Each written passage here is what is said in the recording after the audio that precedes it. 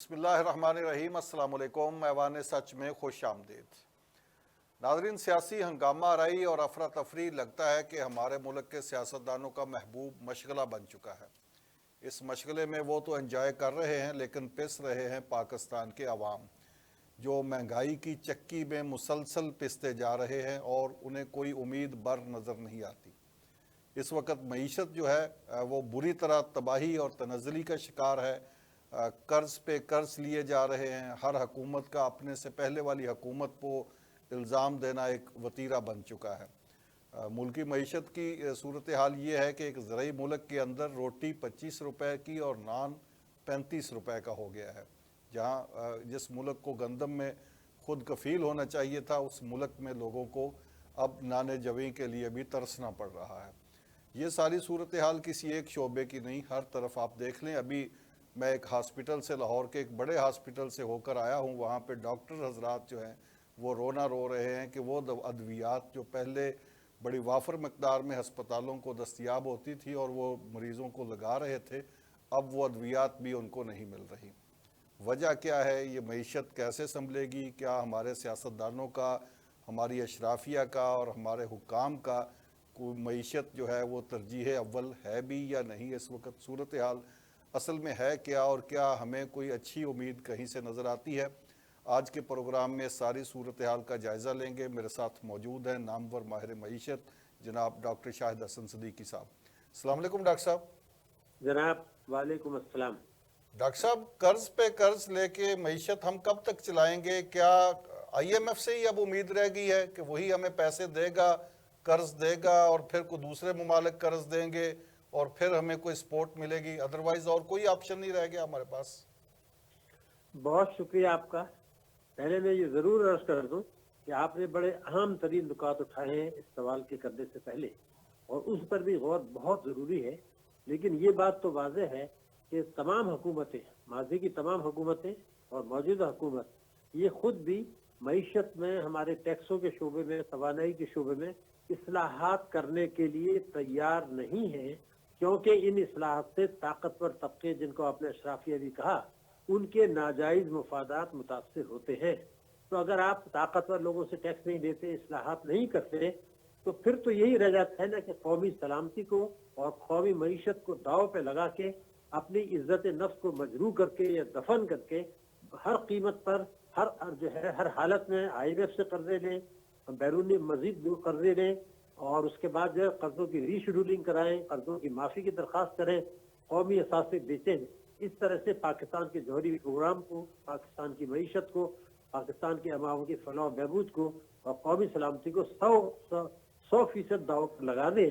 اور آپ نے بڑی اہم، اس سے پہلے ایک بات کی تھی، جو ہے وہ، اس کو میں نے خاصا چوکا تھا کہ آپ نے بہت زیادہ اہمیت دی کہ جو احتجاج ہو رہا ہے تو سیاسی عدم استحکام۔ تو میں آپ سے صرف ایک جملہ یہ عرض کر دوں کہ ہمارے جو سیاستدان ہیں ان کو پتا ہے کہ پاکستان ڈیفالٹ کرنے نہیں جا رہا۔ یہ میں نے بات جو ہے نا نومبر سے کہہ رہا ہوں، تقریباً 2 درجن مرتبہ، کہ پاکستان ڈیفالٹ نہیں کرے گا۔ تو جب اچھا، ان کو یہ پتا آپ ہے کہ فرما رہے ہیں کہ پاکستان ڈیفالٹ نہیں کرے گا، اور سیاستدانوں کو یقین ہے اس بات کا کہ ڈیفالٹ نہیں کرے گا؟ ان کو 100% یقین ہے کہ پاکستان ڈیفالٹ نہیں کرے گا، لیکن اس طریقے سے نعرے لگا کر، یہ میں بھی آپ کو بتاؤں گا کیوں یقین ہے، لیکن نعرے لگا کے وہ دنیا کو کیا کہہ رہے ہیں؟ وہ یہ نعرے لگا کے دنیا کو کہہ رہے ہیں، خبردار اس ملک کو قرضہ دیا، خبردار اس ملک کی ری شیڈولنگ کی، قرضوں کی، خبردار اس ملک میں بیرونی سرمایہ کاری کی۔ یہ کہہ کے تو آپ اس کو، معیشت کو تباہ کرنا یقینی بنا رہے ہیں۔ اب دوسرا جو آپ نے کہا کہ ان کو 100% یقین کیوں ہے، دیکھیے ان کو یقین اس لیے ہے کہ ہماری جو ریمیٹنسز ہیں اور ہماری جو ایکسپورٹ ہے وہ ہماری امپورٹس کو تقریباً کور کر دیتی ہیں۔ تو یہ مسئلہ تو ہو گیا حل۔ اب آپ کو بیرونی قرضوں کی ادائیگی کا رہ گیا، تو میں آپ سے عرض کر دوں کہ ابھی 9 دسمبر کو سعودی عرب کے وزیر خزانہ نے ایک پریس کانفرنس کی، جو عام طور سے وہ نہیں کرتے، اور انہوں نے یہ کہا کہ ان کا ملک پاکستان کی ہر حالت میں مدد کرے گا، اور وہ تقریباً $3 ارب دینے کے لیے ہمیں تیار ہے۔ چین اپنے قرضوں کی ری شیڈولنگ کے لیے اس لیے تیار ہے کہ چین کا اپنا مفاد ہے کہ اگر خدا نہ خواستہ پاکستان ڈیفالٹ کرتا ہے تو سارا الزام جو ہے دنیا ڈالے گی امریکہ سی پیک کے اوپر، اور سی پیک پر الزام آنے کا مطلب یہ ہے کہ چین کا جو $1000 ارب کا دنیا بھر کا منصوبہ ہے روڈ اینڈ بیلٹ انیشیٹو اس کو نقصان پہنچے گا تو وہ بھی نہیں کرنے دیں گے. امریکہ کو ہماری مدد کی ضرورت آج بھی ہے افغانستان میں, اور جو روس اور یوکرین کی جنگ ہو رہی ہے تو وہ ایک اور اسکینڈل نہیں چاہتے. تو فی الحال جو میں فی الحال یعنی 2023 میں 2022 میں اور 2023 میں پاکستان کو ڈیفالٹ نہیں کرنے دیا جائے گا. لیکن یہ بات صحیح ہے کہ اگر اس مہلت کو ہم نے استعمال نہیں کیا, اور جس کی طرف آپ نے اشارہ کیا کہ ہماری قسمت میں قرضے لینے ہی ہے, اور یہی کرتے رہے تو پھر وہ آگے چل کے 2023 کے بعد ڈیفالٹ کرا کے ہمارے سیاستدانوں کا یہ شوق بھی شاید پورا کر دیں, جس سے جوہری پروگرام کو. ڈاکٹر صاحب, بحثیت قوم یہ انتہائی شرمندگی کی بات نہیں ہے کہ ہم ایک دنیا کے بہترین خطے میں رہ رہے ہیں جہاں پہ ایگریکلچر لینڈ ہے, بہترین ہمارے پاس وسائل ہیں, اس کے باوجود ہم اپنی معیشت کو ڈیفالٹ سے بچانے کے لیے ہم دوسرے ملکوں کو بلیک میل کریں ایک طرح سے, کہ چائنا کی بلیک میلنگ, چائنا کو بلیک میل کریں کہ اس کی مجبوری ہے کہ وہ ہمیں ڈیفالٹ نہ ہونے دے, امریکہ سے ہم پیسے لیں کچھ اور دکھا کے ڈرا کے, سعودی عرب سے پیسے لیں, تو یہ بحثیت قوم انتہائی شرمندگی والی بات نہیں. مگر اس سے زیادہ اہم تو یہ ہے کہ یہ جو کچھ حالات ہیں یہ ہمیشہ برقرار نہیں رہیں گے. ہم بلیک میل کریں یا نہیں کریں ان کو خود تو پتا ہے نا, چین کو تو پتا ہے کہ امریکہ اور یورپین یونین اور IMF سی پیک کے خلاف ہے, ہمارے کہنے نہ کہنے سے کوئی فرق نہیں پڑتا. امریکہ کو تو پتا ہے کہ وہ خطے میں دہشت گردی بڑھانا چاہتا ہے.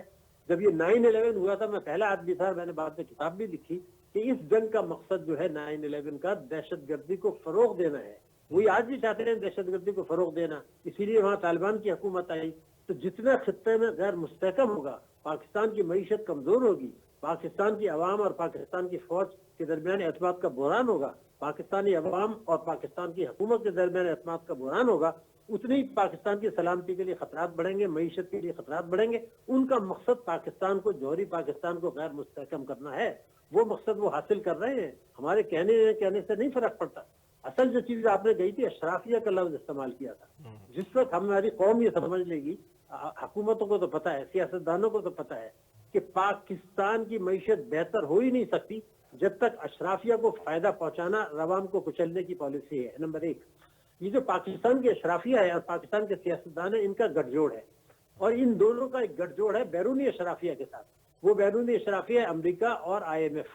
یہ سب مل کے پاکستان کی معیشت کو, جوہری پروگرام جو پاکستان کا ہے, اسلام کی قلعہ ہے, اس کو تباہ کرنا چاہتے ہیں. ابھی ڈاکٹر صاحب, یہ جو موجودہ حکومت ہے PDM کی, اس حکومت کے پاس کوئی ایسا معاشی پلان ہے جس سے اشرافیہ کو وہ فیور نہ پہنچے بلکہ وہ فیور عوام کو جائے اور اشرافیہ کو بھی تھوڑی بہت کوئی قربانی دینے کی عادت پڑے؟ دیکھیے, بات دراصل یہ ہے, نہ صرف یہ کہ موجودہ حکومت بلکہ پاکستان کی تمام سیاسی پارٹیاں بڑی جو ہیں, جس میں تحریک انصاف بھی شامل ہے اور پیپلز پارٹی بھی شامل ہے اور فوجی حکومتیں بھی شامل ہیں, ان سب کو پتا ہے, سب کو 100% پتا ہے کہ پاکستان کی معیشت کو بہترین بنانے کے لیے کچھ اقدامات کی ضرورت ہے. ان اقدامات سے طاقتور طبقوں کے مفادات متاثر ہوتے ہیں. چنانچہ یہ تمام پارٹیاں تینوں جو ہیں, ان کا اگر آپ انتخابی منشور دیکھ لیں تو یہ وہی باتیں کر رہے ہیں جو آپ کر رہے ہیں, جو میں نے آپ کو بتائی.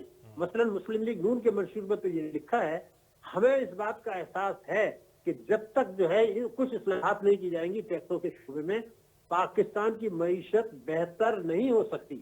یہی بات تحریک انصاف نے بھی کہی. لیکن کوئی بھی حکومت ان پر عمل درآمد کرنے کے لیے قطعی تیار نہیں ہے. آج جب پاکستان کی معیشت اپنی 75 سالہ تاریخ کے بدترین بحران سے ہے, اور تو قومی سلامتی کمیٹی نے بھی جو فیصلے کیے, کیا کیے انہوں نے, وہ یہ کہتے ہیں کہ جی ہم طاقت کا استعمال کر کے دہشت گردی کو ختم کریں گے. تو جناب, یہ تو 9/11 کے بعد سے ہم نے دیکھا, ایبٹ آباد میں جب امریکہ کی فوجیں آئیں, اس سے 1 سال پہلے میں نے لکھ دیا تھا تحریری طور پر ہے کہ امریکی فوجیں پاکستان میں گھسنے والی ہیں, وہ گھس گئیں. اس کے بعد بھی ہم نے کچھ جو ہے آل پارٹیز کانفرنس کی, اس پر عمل درآمد نہیں ہوا. اب جو قومی سلامتی کمیٹی نے 2 فیصلے کیے ہیں. ایک فیصلہ تو یہ کیا جس طاقت کا استعمال کر کے ان کو کچلا جائے گا, ضرور کچھ لیں, لیکن ہم نے جو کچھ سمجھا ہے 9/11 کے بعد سے, اگر عوام کے دل و دماغ نہیں جیتتے تو آپ دہشت گردی کی جنگ نہیں جیت سکتے. یہ بات ختم ہو گئی. دوسرا یہ تھا کہ اس میں جو آپ نے جو نکات اٹھائے ہیں ابھی معیشت کو بہتری کے لیے, اس نے قومی سلامتی کمیٹی نے کون سا فیصلہ کیا ہے؟ صرف یہ فیصلہ کیا ہے کہ IMF سے قسط مل جائے. यानी मिनी बजट लें, कुछ दूसरी बातें कर लें। तो अगर IMF से किस्त लेके अगस्त 2023 तक का आपने मामला ठीक करने हैं तो उसके लिए तो कौमी सलामती कमेटी की जरूरत नहीं थी। कौमी सलामती कहती थी स्मगलिंग को रोका जाएगा। अब मैं उनसे पूछना चाहता हूँ कि उसके लिए कौमी सलामती कमेटी की क्या जरूरत है, वैसे ही आप रोक सकते हैं। तो बुनियादी चीज ये है कि हम उन इस्लाहात के लिए तैयार नहीं है जो करने जरूरी है, जिससे मईशत ठीक नहीं हो सकती, जो तीनों पार्टी के मंशूर का हिस्सा है, लेकिन कोई इस पर अमल दरामद करने के लिए तैयार नहीं। आपकी गुफ्तगू से डॉक्टर साहब क्या नतीजा अखज़ किया जाए? आम आदमी क्या सोचे? कोई उम्मीद है उसे आने वाले साल में कि वो महंगाई की दलदल से निकल पाएगा, कोई मईशत बेहतर होगी? आम आदमी को अच्छी तवक्को रख सकता है या मायूसी ही मायूसी है? नहीं, देखिए, मैं अब आम आदमी के साथ भी इतनी हमदर्दी की जरूरत नहीं है। मैं आपसे बता दूं, बुनियादी बात जो है, हेलो, जी जी जी आम आदमी से मैं एक सवाल करना चाहता हूँ। जी उनका काम सिर्फ यही है कि दलतों में जाके जिंदाबाद के नारे लगाएं, 4-5 घंटे पहले जाके वहां बैठ जाएं और घर में अपने आके बीवी बच्चों को मारें।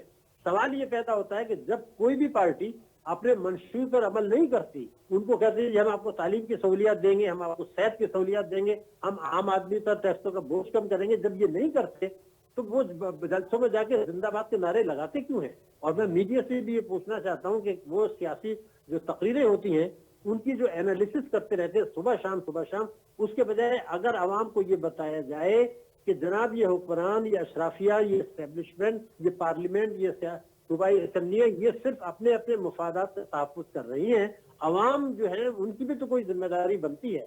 अगर मेरे मुल्क में आज 30% महंगाई हुई है, आपने अभी देखा, और गरीब मुल्क होने के बावजूद अभी आपने कह दिया कि जनाब हमारे यहाँ ग़िज़ाई किल्लत है। हम दुनिया, तो अवाम ने कोई एहतजाज किया? कभी अवाम ने उनको गिरबान से पकड़ा कि जनाब ये आप कर क्या रहे? जिंदाबाद सिर्फ नारे लगाए, एक बिरयानी की प्लेट खाई, 2 कुर्सी तोड़ी और घर आ गए।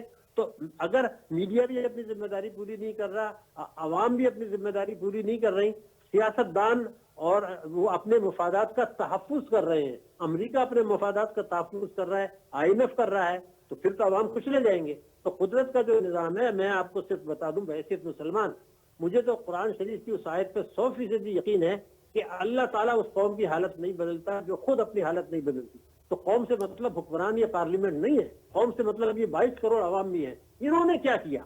ये जब घरों में फाका होता है तो कभी बाहर निकल के प्रेस क्लब में, सड़कों पे नहीं, प्रेस क्लब में आके नारे लगाते हैं और वहां जाके आप कवरेज करें, लोगों को बताएं, हुकूमतों को, आवाम को तैयार करें जी आपके महरूमियों का पाकिस्तान की तबाही के जिम्मेदार ये अशराफिया है, मुल्की अशराफिया है, ये बैरूनी अशराफिया है। अगर आप आवाम जो है गैर जरूरी तौर पर इफ्तिखार चौधरी के लिए निकल सकते थे तो अपने गुर्बत के लिए, महंगाई के लिए, कर्जों के बोझ के लिए क्यों नहीं निकल सकते? मेरा एक सवाल है। आवाम को भी तो अपनी जिम्मेदारियां पूरी करनी चाहिए। मैं बार बार कहता हूँ ये काफी नहीं है। कुरान की आयत पर गौर करें, अल्लाह ताला उस कौम की हालत नहीं बदलती जो खुद अपनी हालत नहीं बदलती। बदलने का खुद शऊर ना हो। बहुत शुक्रिया डॉक्टर शाहिद हसन सिद्दीकी साहब, आपका बहुत शुक्रिया। नाजरीन, यहाँ पे एक वक्फा लेते हैं और वक्फे के बाद ये प्रोग्राम जारी है। मेरे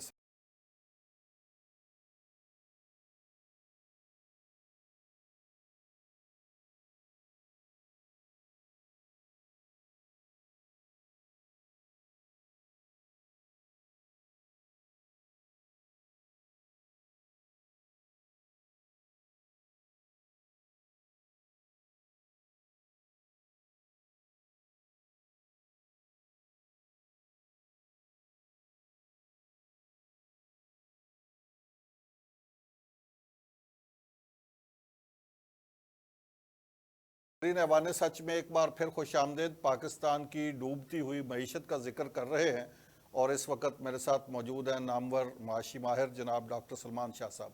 अस्सलाम वालेकुम शाह साहब। जी वालेकुम अस्सलाम।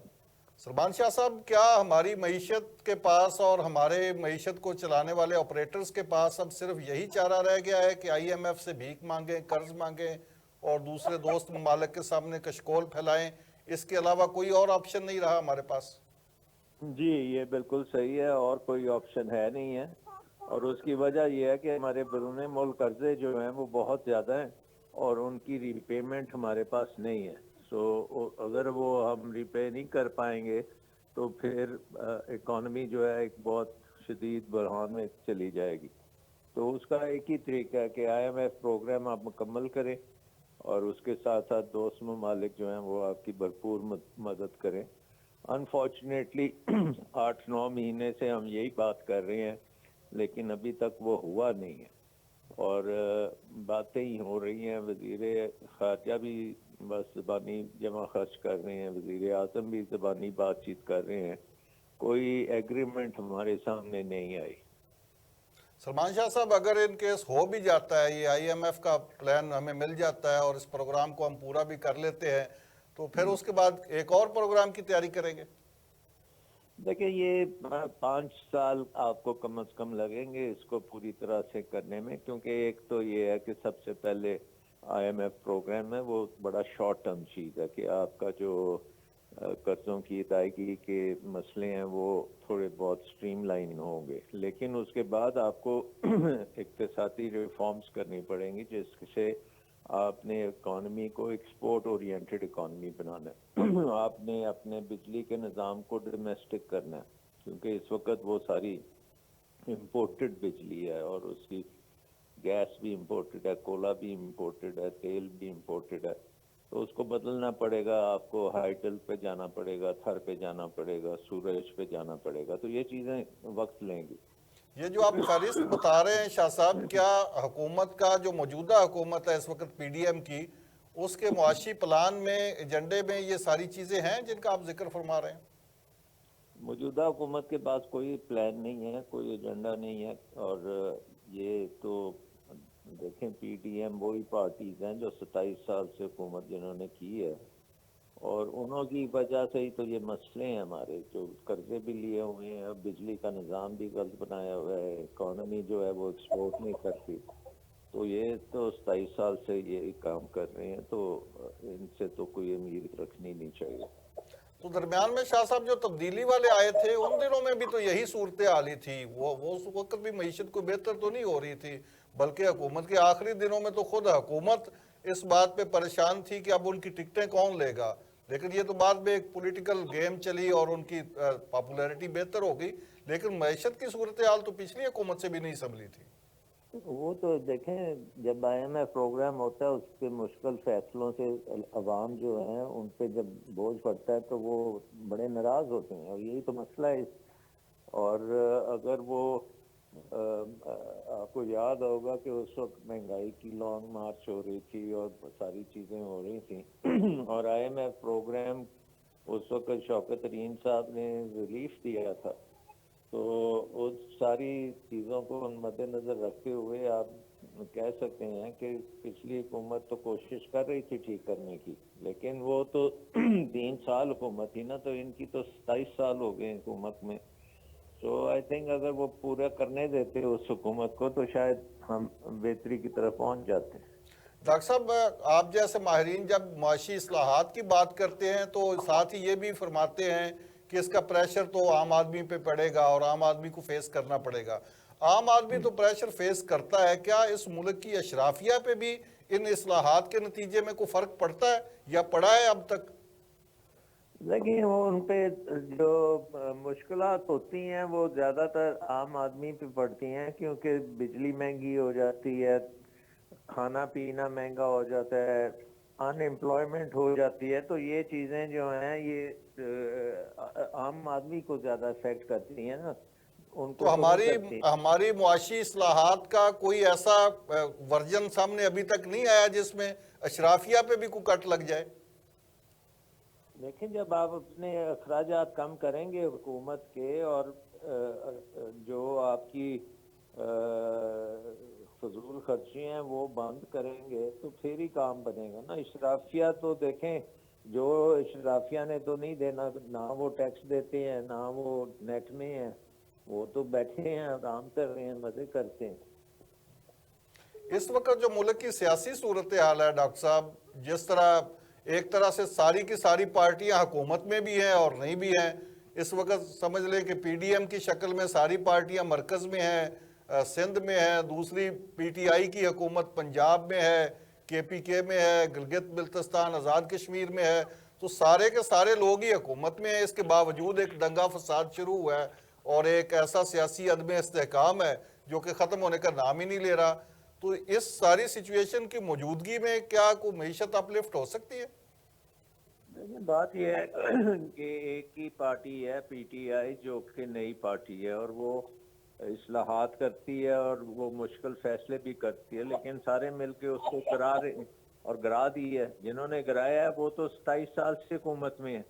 آپ دیکھ لیں پچھلے 40 سال میں زیادہ وقت تو پی پی پی اور پی ایم ایل این کے پاس رہا ہے، اور جو نظام بن چکا ہے وہ ان کی ایجاد ہے. سو ان سے اب آپ ایکسپیکٹ کرتے ہیں کہ وہ ساری چیزیں یہ ٹھیک کریں گے، تو یہ آئی تھنک خوش فہمی ہے. تو ڈاکٹر صاحب پی ٹی آئی بھی تو ان کی ایجاد ہی تھی، وہ تو اب پی ٹی کو آئی تو بھی 3 مان رہی سال ہے ہی اور ملے ہیں ایجاد نا. کرنے والے بھی مان رہے ہیں. بٹ پی ٹی آئی کو حکومت میں صرف 3 سال آپ نے دیے ہیں نا، ان کو تو 30 سال دیے ہیں.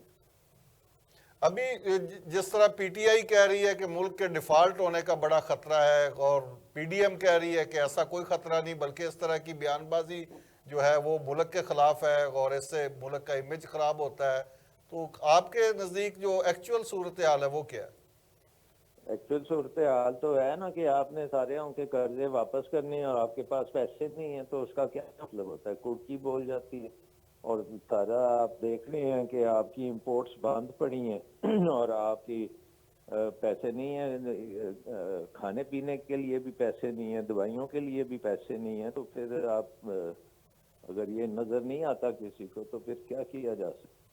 جو پرائم منسٹر فرما رہے ہیں کہ آئی ایم ایف کی ایم ڈی سے ان کی بات ہو گئی ہے اور آئی ایم ایف کا مل جائے گا ان کو، جو لون ری شیڈول بھی ہو جائے گا اور پروگرام مل جائے گا ان کو، اور اس کے بعد دوست ممالک بھی سعودی عربیہ اور چائنا کے ساتھ بھی بات ہوئی ہے، وہ بھی سپورٹ کریں گے.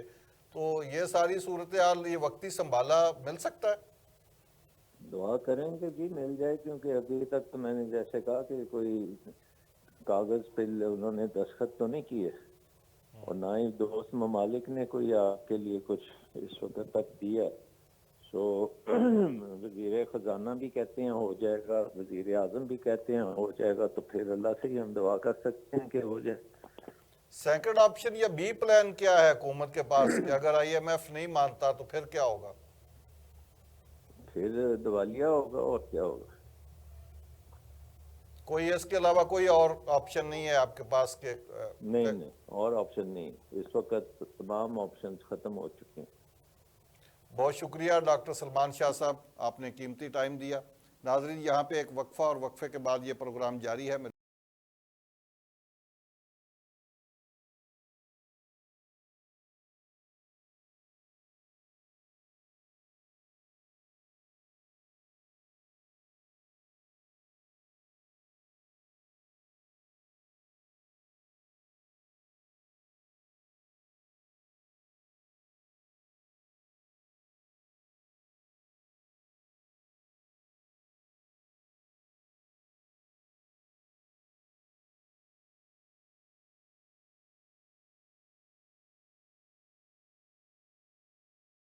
میں ایک بار پھر خوش آمدید. پاکستان کی معاشی اور سیاسی صورتحال کا جائزہ لینے کی کوشش کر رہے ہیں، اور اس وقت میرے ساتھ ٹیلی فون لائن پر موجود ہیں پاکستان تحریک انصاف کے سینئر رہنما، پنجاب حکومت کے سابق ترجمان جناب حسان خاور صاحب. السلام علیکم حسان صاحب. جی وعلیکم السلام. حسان صاحب، عام آدمی کی زندگی تو اجیرن ہوتی جا رہی ہے، آئے دن افراط زر اتنا بڑھ رہا ہے، مہنگائی میں اضافہ ہو رہا ہے. اب آٹے کی قیمتیں آپ دیکھ لیں کہاں تک پہنچ گئی ہیں. گوشت جو چکن کا عام پروٹین کے حصول کا ذریعہ تھا عام آدمی کے لیے، لگتا ہے اب وہ بھی اشرافیہ ہی اس سے مستفید ہو پائے گی، عام آدمی کے تو بس کی بات نہیں رہنے والی. تو یہ ساری صورتحال کہاں جا کے رکے گی؟ جی دیکھیے، بات یہ ہے کہ اس وقت جو ہے ہر گزرتے دن کے ساتھ پاکستان کے زر مبادلہ کے ذخائر بڑی تیزی سے کم ہو رہے ہیں، اور بات یہ ہے کہ اس وقت پاکستان کی جو اولین ترجیح ہے وہ ہے آئی ایم ایف کے ساتھ معاملات ٹھیک کرنا، اور اس کے بعد ظاہر ہے کہ اس کے بعد مزید بھی ہمیں زر مبادلہ چاہیے. تو یہ ایک امیڈیٹ کرائسس ہے. جب اس سے نکلیں گے تو پھر اس کے بعد جو ہے عوام کی بحالی کے لیے بھی کافی کام کرنے. اب مسئلہ یہ ہے کہ جو حکومت وقت ہے وہ تو بالکل اس معاملے میں لگتا ہے کہ ہاتھ دھو بیٹھی ہے. اور اب جو جنیوا میں یہ کانفرنس کرنے جا رہے تھے، ڈونرز کانفرنس، سنا یہ ہے کہ وہاں پہ بھی اب وہ صرف ایک کلائمیٹ ایونٹ ہوگا. تو یہ صورتحال بڑی مخدوش ہے. ہم اس کی بہت اثر یہ کہہ رہے ہیں کہ اس وقت پاکستان کو ایک مضبوط حکومت کی ضرورت ہے، ایک ایسی حکومت کی ضرورت ہے جس کے پاس 5 سال کا وقت ہو، جو مشکل فیصلے کر سکے، اس کو عوام کا اعتماد حاصل ہو، اور میرے خیال میں ہمیں اسی طرف جانے کی پھر فور ضرورت ہے. یہ اس وقت جو حکومت کا معاشی پلان ہے وہ سوائے اس کے کہ آئی ایم ایف سے پیسے مل جائیں یا سعودی عرب چائنا کوئی سپورٹ کر دے، اس کے علاوہ بھی کوئی معاشی پلان ہے یا صرف یہی ہے؟ دیکھیں ابھی تک تو کوئی معاشی پلان جو ہے انہوں نے سامنے نہیں دیا، نہ ہی انٹروڈیوس کیا ہے، اور صرف آئی ایم ایف کے اوپر ریلائنس ہے. میں نے آپ سے کہا کہ آئی ایم ایف کے پروگرام میں جانے میں کوئی حرج نہیں ہے، اس وقت تو ہماری ضرورت ہے، لیکن ساتھ ضرورت اس چیز کی ہے کہ کمپریہنسو معاشی پلان جو ہے وہ عوام کے سامنے لایا جائے، اس کی ٹائم لائن دی جائے اور بتایا جائے کہ گورنمنٹ نے اس کو کیسے رول آؤٹ کرنا ہے. لیکن 9 ماہ گزرنے کے باوجود تک ہمیں کوئی ایسا پلان نظر نہیں آتا حکومت کی طرف سے. آپ نے فرمایا کہ اس وقت ایسی سٹیبل حکومت کی ضرورت ہے جسے پتا ہو کہ اس نے 5 سال چلنا ہے تاکہ وہ سخت فیصلے کر سکے. یہ جو سخت فیصلے ہیں ان کا عام طور پہ اثر جو ہے وہ عام آدمی پہ ہی پڑتا ہے. کسی بھی حکومت نے آج تک کوئی ایسا سخت فیصلہ نہیں کیا جس کا اثر اشرافیہ پر بھی پڑے. تو یہ بھی جو معاشی پلان ہے سخت فیصلے کرنے والے کا، وہ بھی پھر نزلہ عام آدمی پہ ہی گرے گا. دیکھیں بالکل عام آدمی پہ ہی گرے گا، اور یہ بات تو عوام کو سمجھنی پڑے گی. لیکن بات آپ نے بڑی اچھی کی ہے کہ اشرافیہ کو کوئی نہ کوئی کٹ کرنا پڑے گا، کیونکہ یہ نہیں ہو سکتا کہ اشرافیہ کی شاہ حیثیت جاری رہیں اور تمام سختی عوام کے لیے ہو. تو یہ جو فیصلے ہیں میں سمجھتا ہوں کہ ان کو مؤثر بنانے کے لیے، عوام کا اعتماد حاصل کرنے کے لیے جو بھی حکومت ہو اس کو اشرافیہ کے اخراجات پہ بھی کٹ لگانا پڑے گا. لیکن بنیادی طور پہ اس کا جو بوجھ ہے وہ ظاہر ہے کہ عوام پہ ہی پڑے گا. حسان صاحب، اس وقت تمام سیاسی پارٹیاں حکومت میں ہیں، پی ڈی ایم کی شکل میں مرکز میں اور تحریک انصاف پنجاب، کے پی کے، گلگت بلتستان، آزاد کشمیر. تو یہ سارے لوگ کسی نہ کسی شکل میں حکومت تو کر رہے ہیں. تو کیا جب سب حکومت میں ہیں تو کوئی مل کے میثاق معیشت نہیں کر سکتے کہ جب رہنا بھی اسی ملک میں ہے، حکومت یہاں پہ ہی کرنی ہے، تو چلیں کوئی انسانوں کی طرح کسی ایگریمنٹ کے تحت ہی رہ لیں؟ دیکھیے میثاق معیشت کی تو کسی وقت ضرورت تو اس ملک کو پڑے گی. بات یہ ہے کہ آپ مجھے یہ بتائیں کہ ہماری جماعت کا جو ڈی این اے ہے وہی باقی جماعتوں سے مختلف ہے. وہ لوگ ان کا مقصد ہے کرپشن کو لیگلائز کرنا، اور ہم چاہتے ہیں کرپشن کے خلاف جنگ ہو، کیونکہ اگر ملک میں رول آف لا نہیں ہوگا، اگر آپ بڑے چوروں کو نہیں پکڑیں گے تو ملک ٹھیک کیسے ہوگا. تو جن کا کام ہی یہ ہو کہ انہوں نے قوانین کو تبدیل کر کے اپنے آپ کو پروٹیکٹ کرنا ہو، اور ان کا اصول یہ ہو کہ بڑے چور کھلے پھرے اور چھوٹے چوروں کو پکڑیں، ان کے ساتھ ایک ٹیبل پہ بیٹھ کے کیا بات کریں؟ یہ تو ہر بات اس کے مطابق ہوتی ہے. حسان صاحب، آپ کا نیریٹو اور آپ کی گفتگو تو بڑی دل پذیر ہے، بڑی کانوں کو بھلی لگتی ہے، لیکن 3-4 سال آپ نے بھی تو یہ سارا کچھ ایکسرسائز کیا نا.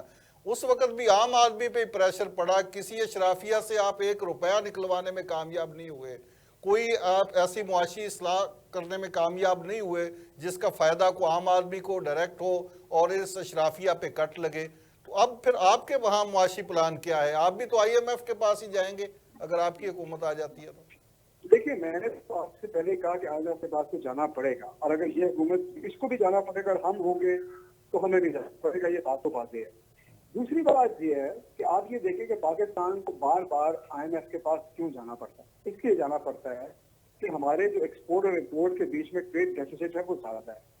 جب تک ہم اپنی برآمدات کو بڑھائیں گے ہمیں بار بار جا کے دنیا سے پیسے مانگنے پڑیں گے. اور پہلی دفعہ 25 سال کے بعد ہمارے دور میں پاکستان کی برآمدات بڑھی تھی اور $30 ارب کو کراس کی تھی. اس کے علاوہ آپ کے پاس اور کوئی حل نہیں ہے. میں آپ کو صرف یہ درخواست کروں گا کہ اگر پاکستان تحریک انصاف کی حکومت کی آپ نے معاشی حکمت عملی اور پرفارمنس دیکھنی ہے تو اکنامک سروے رپورٹ دیکھیں جو موجودہ پی ڈی ایم کی حکومت نے جاری کی ہے. یعنی اس سے زیادہ تو ہمارے خلاف کوئی بات نہیں کرنا چاہے گا. حسان صاحب، پاکستان کی معاشی ترقی کے اشاریے دیکھ لیں. حسان صاحب، اعداد و شمار، آپ کے تجزیے، آپ کے تبصرے، آپ کے اعداد و شمار اور دوسری جماعتوں کے اعداد و شمار وہ سارے ایسے ہی ہوتے ہیں، وہ تو بہت اچھے ہوتے ہیں. لیکن آپ کو یاد ہوگا کہ جب آپ کی حکومت کے آخری دن تھے مرکز میں تو اس وقت خود آپ کی حکومت پریشان تھی معاشی صورتحال سے، اور آپ کے وزراء اور آپ کے اراکین اسمبلی یہ کہہ رہے تھے کہ ہم تو کچھ نہیں کر پائے اور معیشت اور مہنگائی کنٹرول نہیں کر پائے، تو اس لیے کیسے جواب دیں گے عوام کو. وہ تو بعد میں ایک سیاسی نیریٹو بن گیا اور اس کی وجہ سے پاپولیرٹی آ گئی، ادروائز معاشی صورتحال تو آپ کے بھی کنٹرول میں نہیں رہی تھی. نہیں دیکھیں، میں آپ کو یہ بتا رہا ہوں کہ اس وقت بالکل مہنگائی تھی لیکن اگر آپ پچھلے 8 مہینے کی مہنگائی دیکھیں اس میں کوئی شک نہیں، اس میں مزید اضافہ ہوا ہے، بریک نہیں لگی جی، پوری دنیا میں اس وقت جو مہنگائی ہے وہ بہت بڑھ رہی تھی اس وقت کووڈ کی وجہ سے کموڈٹی کا سائیکل تھا، وہ اپنی جگہ ہے، لیکن تو ہم نے اس کے اندر ہی رکھے، ہم تو یہ تو نہیں کہتے کہ یہ حکومت ہم اپنے مہنگائی کو کوئی مطلب 3% پہ لے آئے، لیکن آپ یہ دیکھیں نا کہ اگر 8-9 مہینے میں ایک معاشی پلان ہی نہ آئے تو اس سے بڑھ کے اور فیلئر کیا ہو سکتا ہے؟ تو ابھی پی ٹی آئی نے کوئی شیڈو معاشی پلان بنایا ہوا ہے کہ اگر آپ کل آ جاتے ہیں اقتدار میں دوبارہ تو آپ کے پاس معاشی پلان کیا ہے، کوئی مین جس سے آپ فوری طور پر دیکھیے، ریسکیو کر سکیں معیشت کو؟ ہمارا بالکل معاشی پلان ہے، اگر ہم آئیں گے تو فوری IMF کے پاس چلے جائیں گے، دوسرے نمبر کے اوپر ہم یہ کریں گے کہ جو ہم نے درخت کو بڑھانے کا پلان بنایا ہوا تھا اسی پہ آگے چلیں گے، اس کے علاوہ اور کوئی حل نہیں ہے۔ تیسری چیز یہ ہے کہ جیسے ہم نے کنسٹرکشن انڈسٹری کو سپورٹ کیا تھا اور اس کی وجہ یہ تھی کہ اس کو مدر آف آل انڈسٹریز کہا جاتا ہے، وہ کریں گے، جو احساس پروگرام ہے اس کو مزید بڑا کریں گے تاکہ جو آپ کے غربا ہیں، جو نیچے کے لوگ ہیں، ان کو سپورٹ کیا جا سکے۔ حسان صاحب آپ موجود ہوں اور معیشت پہ تو بات ہوگی، سیاست پہ بھی ہوگی، اس وقت کیا پلان بنایا ہے آپ نے کہ اعتماد کا ووٹ لے رہے ہیں آپ کے وزیر اعلیٰ؟ جی بالکل، انشاءاللہ آپ کا ووٹ ہم تو چودھری صاحب تو کہہ رہے ہیں کہ نہیں، بالکل کوئی ضرورت نہیں، اگر ہم اعتماد کا ووٹ لیں گے تو یہ تو گورنر کے اقدام کو سپورٹ کرنے والی بات ہوگی۔ دیکھیے چودھری صاحب کا یہ اپنا بالکل ویو ہو سکتا ہے، انہوں نے دیا بھی ہے، لیکن بات یہ ہے کہ یہ پاکستان تحریک انصاف کا فیصلہ ہے اور چودھری پرویز الہی صاحب نے بارہا اس بات کو واضح کیا ہے کہ جو حاصل فیصلہ ہے وہ چیئرمین عمران خان ہی کریں گے، اور ہمارا فیصلہ یہی ہے کہ پنجاب اسمبلی سے اعتماد کا ووٹ لیا جائے تاکہ ہم اس کے بعد تحلیل کی جانب بڑھ سکیں۔ نہیں، اعتماد کا ووٹ تو چودھری پرویز الہی نے لینا ہے، عمران خان صاحب نے تو نہیں لینا، اور اگر وہ نہیں لیں گے تو پھر آپ کیسے کہہ سکتے ہیں کہ لیں گے؟ وہ تو انکار کر رہے ہیں۔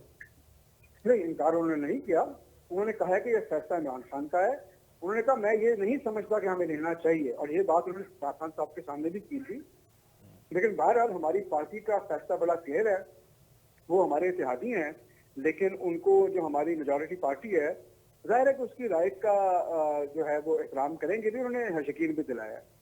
تو اگر اعتماد کا ووٹ لیتے ہیں چودھری صاحب تو یہ 11 سے پہلے لیں گے پھر؟ جی انشاءاللہ۔ اس کا مطلب ہے کل کا جو سیشن ہے اس کے ایجنڈے میں تو ہے نہیں، پھر کب ہوگا یہ؟ بس 9، 10، 11 کو آپ ذہن میں رکھیں انشاءاللہ۔ اچھا، 9، 10، 11 کو۔ تو کیا توقع ہے پی ٹی آئی کو کہ اعتماد کا ووٹ لینے میں کامیاب ہو جائیں گے پرویز الہی صاحب؟ آپ کی پارٹی انٹیکٹ رہے گی، تمام ارکان اسمبلی آپ کو جی ووٹ دیں بالکل، گے؟ ہمیں اس وقت 187 ارکان کی حمایت حاصل ہے اور انشاءاللہ وہ اعتماد کا ووٹ کامیابی سے لیں گے۔ تو یہ جو کہا جا رہا ہے کہ آپ کے جو اراکین اسمبلی ہیں پنجاب کے، ان کے ساتھ کوئی لوگ رابطے کر رہے ہیں اور ان کو توڑا جا رہا ہے، تو اس میں کتنی حقیقت ہے؟ کہا نہیں ہے، انہوں نے پیپلز پارٹی کو یہ ٹارگٹ دیا ہوا ہے، اور آپ کو پتا ہے کہ جیسے پہلے بھی انہوں نے لوگوں کو لالچ دیا تھا، وہ کوشش کی ہے، لیکن پاکستان کی خوش قسمتی یہ ہوئی ہے کہ پچھلے سال وہ لوگ جنہوں نے ضمیر فروشی کی تھی ان کا جو سیاسی صورتحال ہے وہ بڑی واضح ہو گئی اور عوام نے ان کو یکسر مسترد کر دیا تھا۔ آپ نے دیکھا کہ ضمنی انتخابات جو پنجاب میں ہوئے تھے اس میں ان کا انتخاب ہوا تھا، تو میرے خیال میں لوگ دوبارہ یہ غلطی نہیں کریں گے۔ آپ تو یہ پھر عمران خان صاحب کا خدشہ بے بنیاد ہے کہ لوگوں کو توڑا جا رہا ہے اور وہ ووٹ نہ کریں گے، اعتماد کے ووٹ؟ نہیں، تھوڑا سا آپ کی بات میں نے تو کہا ہے کہ بالکل لوگوں کو آفرز ہوئی ہیں، لیکن ہمیں امید ہے کہ وہ ٹوٹیں گے نہیں اور وہ ہمارے ساتھ کھڑے رہیں گے، اور اس وقت تک 187 ارکان ایسے ہیں جو مکمل طور پر ہمارے ساتھ ہیں۔ بی پلان کیا رکھا ہے کہ اگر اعتماد کے ووٹ میں ناکامی ہو جاتی ہے خدا نخواستہ تو پھر آپ کا پلان کیا ہوگا؟ بی پلان پھر یہ ہے کہ آپ خود دیکھ لیں نا کہ اگر 100 فرض کریں اگر آپ کی بات سچ مانتے ہیں اور 2-4 لوگ نہ ووٹ دیں تو وزیر اعلیٰ نہیں رہیں گے پرویز الہی، پھر وہ انٹرم بن جائیں گے، پھر دوبارہ الیکشن ہوگا، پھر رن آف الیکشن بچ جائے گی، ووٹ تو پھر بھی ہمارے ذات میں، رن آف پھر وہ الیکشن دوبارہ میں بن جائیں گے، اسمبلی تحلیل کر دیں گے۔ رن آف الیکشن میں آپ حصہ لیں گے؟ آپ اپنا امیدوار لائیں گے؟ ظاہر ہے ہم نے تو اسمبلی تحلیل کر دی ہے نا جی، اور ہمارے زیادہ ہیں تو بالکل پرویز الہی صاحب کو ہی رکھیں گے، وہی رن آف الیکشن میں تو آئیں گے۔ اگر اور دوبارہ حسان صاحب تحلیل کریں گے۔ اگر فرض کر لیتے ہیں کہ چودھری صاحب اعتماد کا ووٹ نہیں لیتے جیسا کہ انہوں نے کہا ہے، پھر پی ٹی آئی کیا کرے گی؟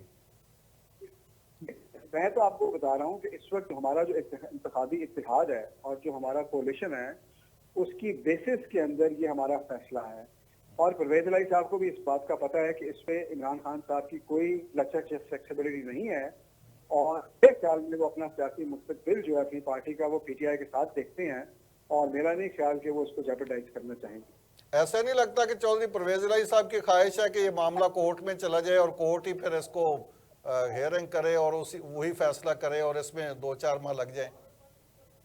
دیکھیے اب ان کی خواہش دل میں کیا ہے یہ تو وہی بہتر بتا سکتے ہیں، میں تو جو زمینی صورتحال ہے اس کو ہی انالائز کر کے اپنی اوپینین دے سکتا ہوں۔ بہت شکریہ جناب حسان خاور صاحب، آپ نے ہمیں ٹائم دیا۔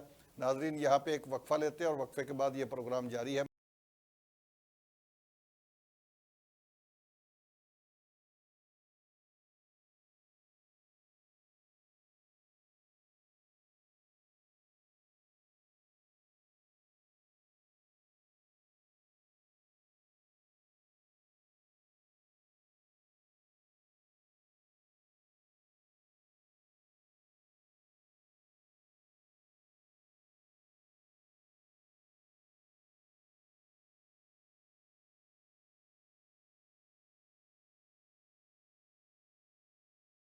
یہ ایوان سچ میں ایک بار پھر خوش آمدید۔ پاکستان کی معاشی اور سیاسی صورتحال کا ذکر کر رہے ہیں اور اس وقت ٹیلی فون لائن پر ہمیں جوائن کیا ہے پاکستان کے سینئر سیاستدان اور مسلم لیگ نون کے سینئر رہنما جناب راجہ ظفر الحق صاحب نے۔ السلام علیکم راجہ صاحب۔ جی وعلیکم السلام۔ راجہ صاحب معیشت کا تو بہت ہی برا حال ہو گیا ہے، عام آدمی تو اب آٹا 25 روپے کی ایک روٹی مل رہی ہے، نان 35 روپے کا ہو گیا ہے، اور مرغی تو لگتا ہے کہ اب اشرافیہ ہی کھائے گی۔ تو کیا بنے گا معیشت کا اور عام آدمی کا؟ میرا خیال ہے جی کہ جو اپنے تجربے کو آگے لانے کی کوشش کر رہے ہیں اسحاق ڈار صاحب، اور آئی ایم ایف سے بھی معاملات انشاءاللہ طے ہو رہے ہیں، اور ان کا آئی ایم ایف کا ایک وفد بھی پاکستان میں میرے خیال میں آئندہ 2-3 دن کے اندر آ جائے گا، تو اس سے زیادہ بہتری کی گنجائش موجود ہے۔ تو یہ معاہدے جو ہیں آئی ایم ایف کے ساتھ ہوں یا پالیسی کے سلسلے میں ہوں، وہ پچھلی حکومت نے کیے تھے، اور جو معاہدے سرکاری سطح پر ہوتے ہیں وہ اس کے پیچھے پوری اسٹیٹ کی طاقت ہوتی ہے، اور پھر ان کو آسانی سے ختم نہیں کیا جا سکتا۔ تو اس لیے ان سارے معاملات کو نپٹانے کے لیے یہ اچھے تجربہ کار لوگ کوشش کر رہے ہیں، تو مجھے امید ہے کہ انشاءاللہ تعالیٰ اس میں بہتری آ جائے۔ راجہ صاحب آپ کا ایک وسیع سیاسی تجربہ ہے اس ملک میں، تو کیا آپ نہیں سمجھتے کہ جب بھی آئی ایم ایف کا کوئی پلان یا پروگرام شروع کرتے ہیں، ہم اس کو کمپلیٹ کرتے ہیں یا اس کو فالو کرتے ہیں، تو اس کے نتیجے میں یہاں پہ بھی سخت فیصلے ہوتے ہیں، اور ان سخت فیصلوں کا سارا جو امپیکٹ ہے وہ عام آدمی پر پڑتا ہے؟ کبھی کسی آئی ایم ایف کے پروگرام کے نتیجے میں ایسے سخت فیصلے نہیں ہوئے جس کا اثر اشرافیہ پر بھی پڑے؟ تو یہ جو آئی ایم ایف کا پلان بھی اگر پورا کر لیتے ہیں ہم پروگرام، تو اس کے نتیجے میں بھی عام آدمی سفر کرے گا اور اشرافیہ کو کوئی فرق نہیں پڑے گا۔ نہیں، یہ تو معاہدہ تو پہلے کا ہوا ہے، لیکن اب جو اس میں اصلاح لانے کی کوشش ہو رہی ہے آئی ایم ایف کے ساتھ، انہی خطوط کے اوپر بات چیت ہو رہی ہے کہ کیسے اس میں ایسی بہتری لائی جائے کہ جس سے عام آدمی کے اوپر زیادہ بوجھ نہ پڑے۔ تو اس لیے ہمیں یہ 2-3 دن کا انتظار کرنا چاہیے۔ راجہ صاحب مسلم لیگ نون اور پی ڈی ایم کی حکومت کے پاس اب یہی معاشی پلان ہے کہ آئی ایم ایف پہ ہی تکیہ کریں، کیونکہ اس سے پہلے پی ٹی آئی کی حکومت تھی تو وہ بھی آئی ایم ایف کے پاس ہی گئی تھی، اس کے علاوہ ہمارے زرخیز دماغوں کے پاس کوئی اور پلان نہیں ہے؟ نہیں، وہ پلان تو اس وقت ہو سکتا تھا جب آئی ایم ایف سے معاہدہ نہیں کیا تھا، تو آئی ایم ایف سے معاہدہ کرنے کے بعد تو اس سے نکلنا جو ہے وہ بہت مشکل ہو جاتا ہے۔ میں نے کئی دفعہ یہ کہا ہے کہ یہ ایک ایسا حکیم ہے آئی ایم ایف جس سے کبھی کوئی مریض اچھا نہیں ہوا، لیکن یہ جو کر رہے تھے یا جنہوں نے کیا ہوا ہے وہ زیادہ اس بات کے ذمہ دار ہیں۔ لیکن اب یہ مرحلہ نہیں ہے کہ آدمی کہے کہ جی فلاں نے کیا اور فلاں نے نہیں کیا۔ اب تو میرے خیال ہے کہ اس سے کوئی بہتری کی صورت نکالنے کی کوشش کی جائے اور ان کو بھی سمجھایا جائے کہ جس وقت معاہدہ ہوا تھا اس وقت نہ یہ سیلاب آیا ہوا تھا، نہ کوئی اس قسم کی صورتحال تھی. اب تو کیفیت یہ ہے کہ اسحاق ڈار صاحب اس معاملے میں خاصے پر امید ہیں، لیکن بدقسمتی سے خود ملک کے اندر اور پارٹی کے بھی اندر سے کئی لوگ ایسے ہیں جو اسحاق ڈار صاحب کے اس پر امید رویے کے خلاف ہیں. یہ بدقسمتی کی بات ہے. راجہ صاحب چلیں، یہ تو اسحاق ڈار صاحب ایفرٹ کر رہے ہیں، پرائم منسٹر بھی ایفرٹ کر رہے ہیں، یہ پروگرام کمپلیٹ ہو جائے گا. تو کیا حکومت اس وقت جو ہے پی ڈی ایم کی حکومت، اس حکومت نے اس معاشی دلدل میں، جبکہ عام آدمی دیکھ رہا ہے کہ حکومت کر کیا رہی ہے، تو عام آدمی سے اظہار یکجہتی کے لیے کچھ اپنے اخراجات کوئی کم کیے، کوئی اپنی شے خرچیاں کم کی، کوئی ایسا میسج دیا کہ لگے کہ عام آدمی اور اشرافیہ دونوں برابر سفر کر رہے ہیں؟ حکومت کے تو اللہ تللے ویسے ہی جاری ہیں. میرے خیال ہے جی یہ احساس بھی بڑھ رہا ہے، اور یہ آپ میڈیا میں دیکھتے ہیں، اخبارات میں دیکھتے ہیں کہ لوگ اس بات کو بھی کرٹیسائز کر رہے ہیں کہ سارا بوجھ جو ہے وہ غریب آدمی کے اوپر نہیں پڑنا چاہیے. اس حوالے سے آپ کی پارٹی کوئی ایکشن بھی لے رہی ہے یا بس ابھی احساس ہی ہے؟ نہیں، یہ جب یہ ہوا تھا کہ جو پارلیمنٹ کے اندر لوگ ہیں ان کی تنخواہیں ممبروں کی بڑھائی جائیں، تو میں نے کھڑے ہو کر یہ کہا تھا کہ اگر کوئی ریلیف کسی کو دینا ہے تو پھر جو کم آمدنی والے لوگ ہیں ان کو دیں. اور میں نے کھڑے ہو کر وہاں کہا تھا کہ پی ایم ایل این کوئی ریلیف نہیں لے گی جو صرف اسمبلی کے ارکان یا سینٹ کے ارکان، پارلیمنٹری پارٹی کے ارکان کی بہتری کے لیے ہوں. تو اس پر بات پھر ختم ہو گئی تھی. اس وقت جو سیاسی منظرنامہ ہے ملک کا، پاکستان تحریک انصاف ایک مسلسل ہیجان کی سیاست کر رہی ہے، پی ڈی ایم آپ اپنے طور پہ ایک اپنا طرز سیاست ہے. تو یہ ساری صورتحال میں کیا سیاستدانوں کے اندر ابھی تک ہمارے ارتقائی پروسیس کے نتیجے میں بھی اتنا شعور آپ نہیں دیکھ رہے کہ یہ اکٹھے کوئی مساق معیشت ہی کر لے؟ اس بات کا احساس بڑھ رہا ہے، لیکن اگر ایک فریق اس بارے میں تیار ہی نہ ہو کہ میں ان کے پاس ساتھ بیٹھنے کو تیار نہیں ہوں اور میں میثاق معیشت جو ہے اس میں ان کے ساتھ ہاتھ ملانے کو تیار نہیں ہوں، تو پھر یہ ایٹیچیوڈ جو ہے اس کا علاج تو پھر کوئی لوگوں کے اندر احساس پیدا کرنے سے ہی ہوگا. راجہ صاحب، آپ جیسے سینئر سیاستدان ملک میں موجود ہیں جو کنٹراورسی سے بھی مبرہ ہیں، آپ کی ذات کے ساتھ لوگوں کو کوئی اس طرح کا سیاسی اختلاف تو ہو سکتا ہے، لیکن کسی کے کو دشمنی والا کوئی رویہ ایسا نہیں ہے آپ کی ذات کے ساتھ کسی کا بھی.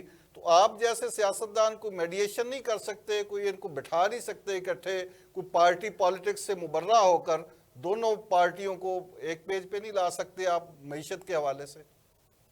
میں سمجھتا ہوں جی کہ اگر میاں نواز شریف صاحب ملک میں واپس تشریف لائیں گے تو ان میں سیاستدان کے علاوہ ایک مدبر کی کیفیت موجود ہے.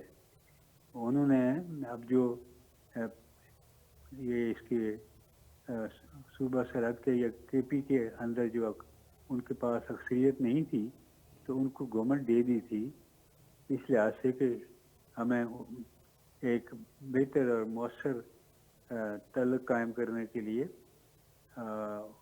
ان کو یہ موقع دے دینا چاہیے. یہ اور کوئی نہیں کر سکتا تھا. اسی طریقے سے جب یہ واٹر ریکارڈ ہوا تھا تو اس میں بھی میاں صاحب نے یہی کیا تھا کہ جو پنجاب ہے وہ اپنے حصے کے پانی کو تقسیم کر سکتا ہے بلوچستان اور سندھ. تو اس لیے ان میں یہ صلاحیت موجود ہے. اللہ کرے وہ اگر تشریف لائیں گے تو کوئی نہ کوئی راستہ نکال لیں گے.